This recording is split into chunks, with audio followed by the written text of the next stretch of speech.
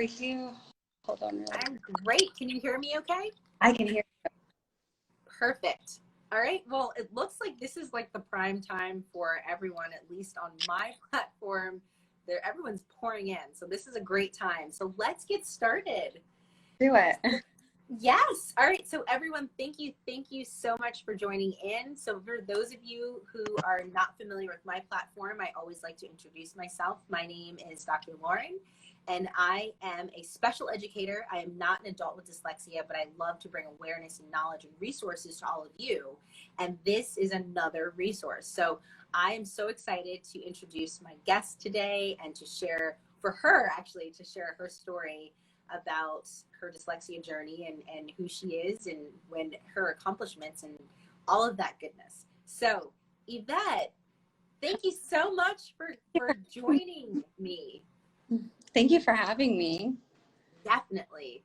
So everyone who has seen my lives knows I really kind of go right into the conversation, and I'm so excited to unpack these questions. So I have 5 questions for us today. So Yvette, I know that we have actually talked a little bit about your journey, what dyslexia looked like for you. And I don't know, did you want to kind of start off and tell everyone a little bit about who you are before we unpack these questions? Yeah, sure. My name is Yvette. I'm formal Miss World America National Finest 2016, and also Miss Cuba 2018. And I have been a dyslexia ambassador since 2014. I am dyslexic and ADHD. I graduated high school with a special ed diploma. I never went to college. I am self-educated. When I left high school, I had an 8th grade reading level, an 8th grade math level, and an 8th grade communication level. So everything that I learned past high school in 2010, is self-educated, learned through either mutual people and help, or sorry, my jaw is here, or me learning on my own. So back in 2014, when I was doing Miss Virginia Beach 2014, I realized that there was so much going on with the dyslexia community, and that what I went through in high school and elementary school, it was still going on. And I just couldn't, it's personal. It's very personal. So I could not just sit back and watch these kids and adults go through something that I went through. So that's when I started my journey in being an advocate, a diplomat internationally, to tell my story and to bring awareness to the general public. I'm a founder of Dyslexia Studio. We are launching either this year or the beginning of next year to bring more of the fashion world meets education. I really think the general public needs to know the correct information that's out there. So I guess that's a little. I love that. Yes, the little blurb is great, and it actually gives the audience a little pinpoint as to what we're going to talk about. So before I start the questions, I want to let you all know that I have turned on my badges, and this is an opportunity for you to support the Think Dyslexia cause. Anything that you want to donate is always used towards creating content and bringing really good resources out there for you all. So I just want to let you know, badges are on. So thank you, Yvette. Let's dive into this. So actually, you talked a little bit about your high school experience. I know that you and I have had a conversation prior to this, and you actually mentioned that you went to 13 different high schools. I did. And you graduated with an IEP diploma, which those of you who don't know what that means, it's an individualized education program. And you also mentioned that you felt backburnered by your special educators. So can you talk a little bit about your journey when you were diagnosed and really kind of what that looked like for you? Yes. So I was diagnosed with ADHD dyslexia when I was in 3rd grade. And I got held back because when in 2nd grade or in 3rd grade, I could not keep up with my class, and they just couldn't, they didn't know what was going on. So that's when they diagnosed me. I've been diagnosed since I was in 3rd grade. Because of the way the educational system works, they are by law to help students with learning differences. If they cannot, they just basically put you in a class, and it can be a trailer, and it can be with other people with learning differences and other special needs that teachers need to accommodate. Eventually, I was only in there for 3 classes, English, math, and science, I believe. And because I was falling so far behind, they're like, well, there's nothing that we can do. So eventually, when the child goes to school, they're supposed to go to the homeroom classroom. I just went to my special education classroom, and I stayed there the whole time. And when a child is so far behind, schools cannot, there's only so much a school can do, and there's only so much special education teacher knowledge to help. And because they weren't able to help me, I've had my mom and I went to every IEP meeting. Yeah. And I've literally remember having a school be like, there's nothing that we can do to help her. So my mom tried to another school to help me. And that's where the 13 different high schools, and how there was nothing for them to help me. And it's nothing that I couldn't do. It's something that they can do. There's just, when you give up on everything, you kind of they just put me in the back room. They're like, well, right. I never took a history class in my senior year or junior year, because there's no, at that point, teachers and the school was like, there's no point for her to take a history class, because she's going to fail no matter what we do, no matter how we do it, she's going to fail. So that's all they did. You know, hearing that, so for all of you who don't know, I taught elementary school in 2 specialized private schools that were focused on neurodiverse learning differences. And I also was a special educator in public school at the secondary level, but in middle school. I actually know what you're talking about, Yvette. So when you have that classroom where it's like, oh, well, the kids go here. By the time they reach that secondary time in their life, they feel it. They're like, I'm not wanted. This teacher doesn't know what to do with me. And it's very few and far between when students like yourself feel like this teacher gets me. This teacher knows what I need. This teacher wants to help me. And so, first of all, I will say, I applaud your mom for bringing you to all those IEP meetings, because at least in this, yes, I mean, that is amazing, because in the state that I live in the state of Maryland, at 14, students are legally allowed to go to the IEP meetings. And I was very fortunate to be a special educator in 8th grade for 3 years. And I actually taught my kids on my caseload how to advocate for themselves. And they were scared. They didn't know how to go into those meetings. And I said, you need to be able to be present. You need to be able to say what works for you and what does not work for you, because when you go to high school, that secondary piece is huge. I mean, you're still in secondary school, but that's more preparing you for society, for potentially college, for vocational school and beyond.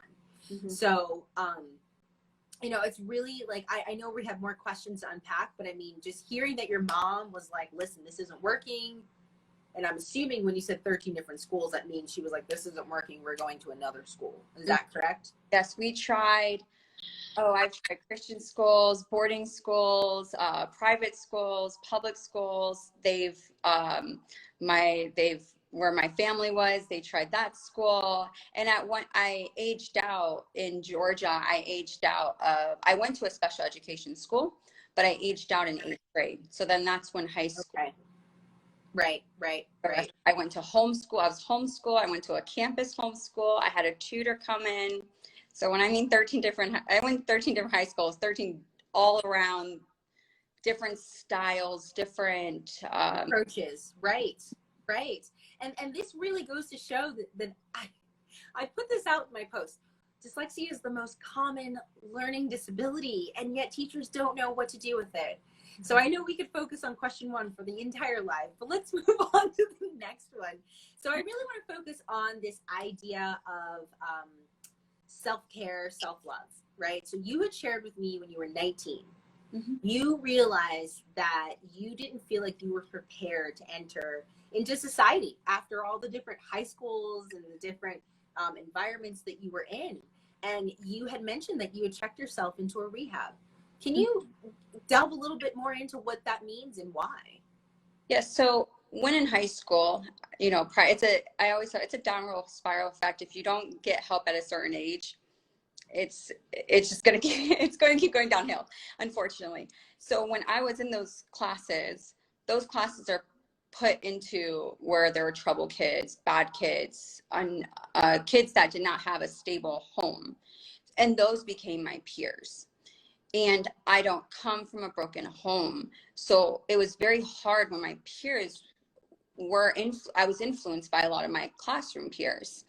And so when I left high school, I had a very rude awakening, and like, wow, that wasn't me, or these things that I was around for a period of time was not part of my morals and was not part of my values in life.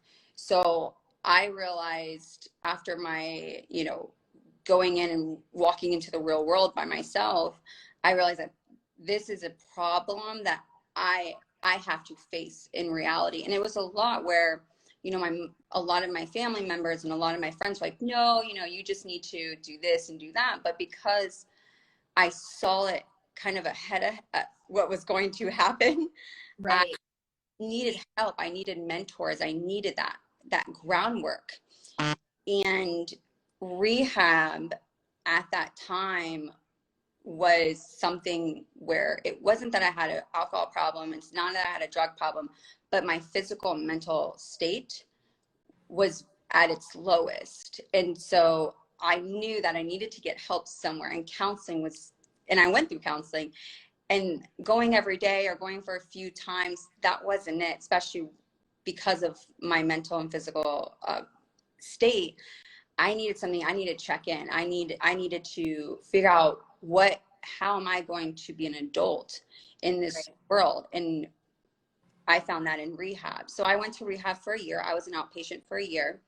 And it was it's a very self-love and self-care, no matter what you have, what issues you have. It's just a lot of self-love and self-care. So that year I spent really diving in myself and how I'm going to try to contribute as a 19-year-old, as a 20-year-old, when I have an 8th grade education.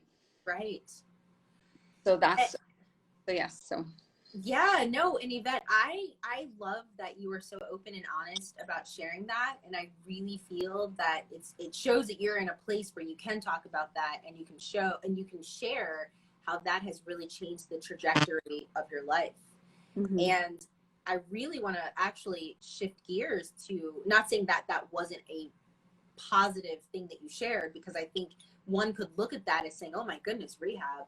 But you looked at it as a self-care, self-esteem kind of vehicle to guide you into what looks like your pageantry. So I would love if you could really delve more into like how that became your passion, and how do you feel like that empowers your dyslexia, because that really is like the story. You know, you're talking about where you came from, and now where are you? So can you touch a little bit on that? Yeah, so my pageantry, after rehab, I've always loved to help people. It's just my thing. I love people. I think it's fun because I don't know. I love helping people, but it's hard because because of my learning differences and my disability, it was very hard for me to communicate with people. But vocally and helping was people that did it were such a passion, and they truly were, the people that I met, they truly were grounded in who they were. So I always had a passion for helping people. And so when I checked out of my rehab, I couldn't get a job. Anywhere I went, you know, you don't know numbers, you don't know how to calculate, you don't know, your memory is not that large. You talk, the way you communicate is very low. So me trying to find a job was really unrealistic. But I knew I loved to help people. So I started to work and volunteer at a hospital close to my house. And the people that I was around, I used to actually read to them chicken noodle soup, like on a 3rd grade level, or like elementary school, I was reading to them, which I thought was fun because it helped me practice and grow and communicate with them what we just read. So it was my school. And one of the ladies was in pageantry, and her and I got to know each other a lot. And she suggested the pageants because I did model, and I didn't want to model anymore because of reasons I just didn't want to, but I wanted to continue to help. So she thought going into pageant, having a platform, they really dive into who you want to be. What person do you want to contribute to this world? What is your full potential that you want to bring? And pageantry really dives into that type of women. And that's the type of women I wanted to be. So I joined the pageant world, and that's when my platform for dyslexia, because my coach and I would sit down and we're like, okay, what do you want to do? Well, you go through your different platforms and self-love and self-care. And I had this story, and she's like, well, you have to explain yourself all the time that you're dyslexic. So why not just say it? Like, why not just verbally be completely blunt and honest about it, so you don't no longer have to be like, this is how I work, or this is why I am the way I am because of the educational system, and just share your story so you don't have to be asked all the time. So that's where pageantry really got involved and impacted my life and maybe the woman who I am today. And I always humbled the pageant world for doing that for myself, for me. That's amazing. I mean, it really is, seriously. And I appreciate your vulnerability and sharing that. And those of you who are not following Yvette, check out her page. She has beautiful pictures. And I loved looking at your account when we were getting to know each other. I also want to take a pause and say thank you so much for, I don't know what account it was that donated a badge, but thank you so much. And I feel like this conversation must be resonating with you. And those of you who are on here, thank you so much, because this is why this platform exists. So we can share these stories and we can share these resources. So Yvette, I have 2 more questions for you. So before we get to the Dyslexia Studio, I really, as an educator of color, I really want to focus on you being a Cuban American. Did you feel, and I lived in Georgia as well. I lived in Atlanta, and that was where I started my career at a private dyslexic school in the suburbs of Atlanta. And those of you who are from Georgia and Atlanta, like Roswell is where I was. So northern Fulton County. But I know that the South has some roots, and there's some racism and all of that. So I'm curious to know, because I know Cubans range in melanin. So did you feel that was there any discrimination or racism that you felt being Cuban American, but not only that, but having your learning disability? So there's definitely a lot of judgment in the district, and it also, because I was pushed back into those special classrooms, a lot of my community, my classmates, were different colors. They were different. They were different color skin. They were from there, or they were from there, and they were from broken homes. So I really saw firsthand what and how they react. And as a Cuban American, the way I looked definitely played a part in that. At one point, there was a middle school that said I was a distraction when I was in 7th grade. And it played a huge role on how I saw myself, because I'm a distraction, then let me shut down and let me pull back on trying to be friends with people or trying to talk to people. I already had a learning problem. But if my presence is a distraction, if the way my skin color is, the way my eyes look, if that's a distraction, then okay, and you already put me in a corner, well, I'm just going to sit in the corner because I don't want to be a bother from everyone. And I think that that's really the self-esteem and self-love where the education system really destroyed and really can destroy, because I've seen it firsthand through my best friends that were with me in that corner. And we would just sit there, because if we did anything or spoke a certain way, or we had ADHD. So if we sat on a table the wrong way, and the teacher's talking, and by accident we decided to have a conversation about the subject prior, and we got in trouble. It's like, okay, it's okay, let me just sit back in my corner. So a lot of the classrooms that I was in was a lot of different race, different color, and I definitely saw that. I don't know if it was my skin. I know it didn't help. Right. Right. Help the way this educational system saw me and how to help me. Right. So there's actually a direct question here that I think is actually appropriate. And so it says, the relatable teacher says, what helped you build the self-esteem and self-love even after the tough experiences? Well, thank you for the question. Thank you. It was really diving deep into who I want to be and how I want to reach my full potential. Like, what were my dreams? Right. What did I want? When I looked in the mirror, who did I want to see, and how did I want to see myself? And so when you take a really deep look, I wrote down a lot of questions. I still have the notebook too. I wrote down all the questions because I didn't want to blame myself for this. And I also didn't want to blame the educational system, because it really, if you go down, it's not, the teachers, they do so well, and they tried so hard. I know. The best that we can, right? The best that we know.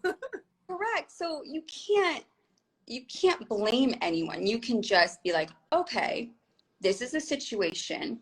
This is why I felt this way. You accept it, and you figure out ways to move on. And right. I took a really good look at my world to find what I wanted and what I wanted to accomplish in my life. And being dyslexia and being ADHD, helping the community and putting a voice box for those and others was the main goal, and it still is. So it's like you wanted to figure out what your legacy was and who you want to be really when you're gone too. You want people to remember, like, hey, you know what? You contributed. You're self-reflective. Not a lot of folks can say that they're self-reflective about who they are and where they're going.